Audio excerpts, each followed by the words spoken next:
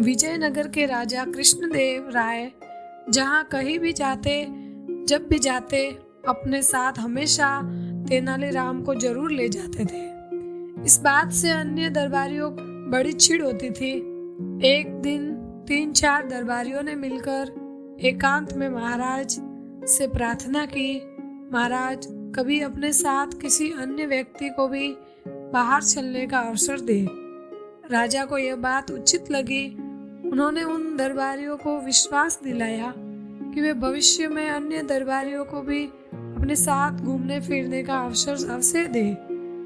एक बार जब राजा कृष्णदेव राय वेश बदलकर कुछ गांवों में भ्रमण करने को जाने लगे तो अपने साथ उन्होंने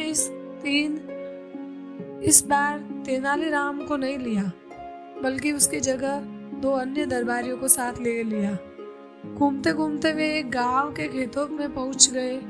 खेत से हटकर एक झोपड़ी थी जहां कुछ किसान बैठे गपशप कर रहे थे।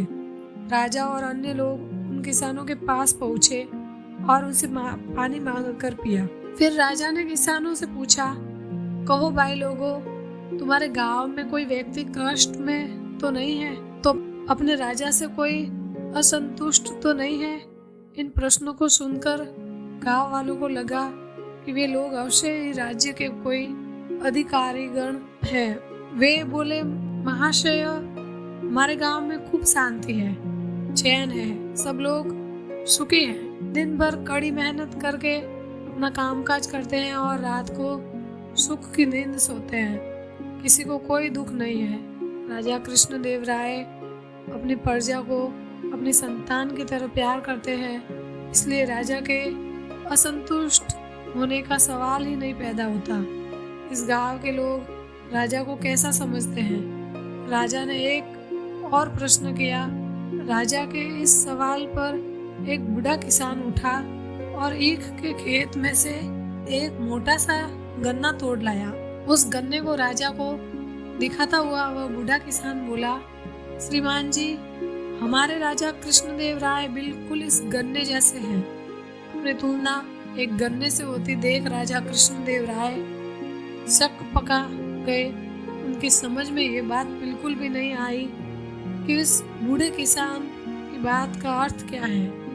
उनकी यह भी समझ में न आया कि इस गांव के रहने वाले अपने राजा के प्रति क्या विचार रखते हैं। राजा कृष्णदेव राय के साथ जो अन्य साथी थे, राजा ने उन साथियों से पूछा, इस बूढ़े किसान के कहने का अर्थ क्या है? साथी राजा का यह सवाल सुनकर एक दूसरे का मुंह देखने लगे।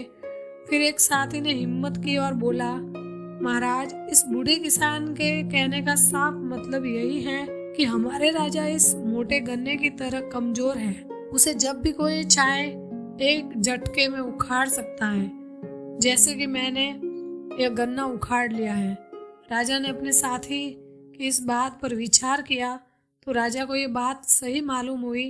वह गुस्से से भर गए और इस बूढ़े किसान से बोले, तुम शायद मुझे नहीं जानते कि मैं कौन हूँ। राजा की क्रोध से भरी वाणी सुनकर वह बूढ़ा किसान डर के मारे थर थर कांपने लगा। तभी झोपड़ी में से एक अन्य बूढ़ा उठ खड़ा हुआ और बड़े नम्र स्वर में बोला, महाराज, हम आपको अच्छी तरह जान गए हैं, पहचान गए हैं, लेकिन हमें दुख इस बात का है कि आपके साथी ही आपके असली रूप को नहीं जानते। मेरे साथी किसान के कहने का मतलब यह है कि हमारे महाराज अपनी प्रजा के लिए तो गन्ने के समान कोमल और रसीले हैं, किंतु दुष्टों और अपने दुश्मनों के लिए महानतम कठोर भी। उस बूढ़े ने एक कुत्ते पर गन्ने का प्रहार करते हुए कहा, अपनी बात पूरी की। इतना कहने के साथ ही उस बूढ़े ने अपना लबादा उतार फेंका और अपनी नकली दाढ़ी मूछे उतारने लगा। उसे देखते ही राजा चौंक पड़े। तेनालीराम, तुमने यहाँ भी हमारा पीछा नहीं छोड़ा।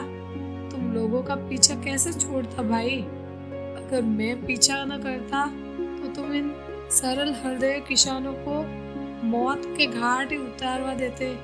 महाराज के दिल में क्रोध का ज्वार पैदा हुआ करते सो अलग। तुम ठीक ही कह रहे हो।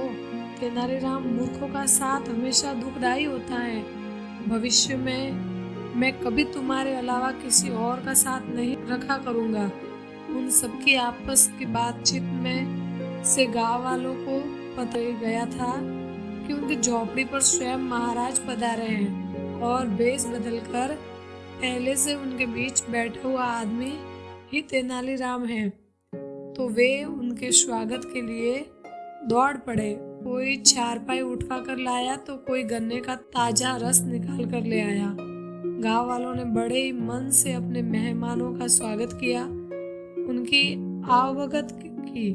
राजा कृष्णदेव राय उन ग्रामवासियों का प्यार देखकर आत्म विभोर हो गए।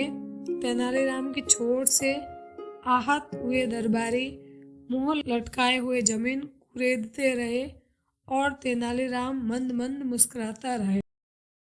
इस वीडियो को लाइक करें, हमारे चैनल को सब्सक्राइब कर बेल आइकन जरूर प्रेस करें।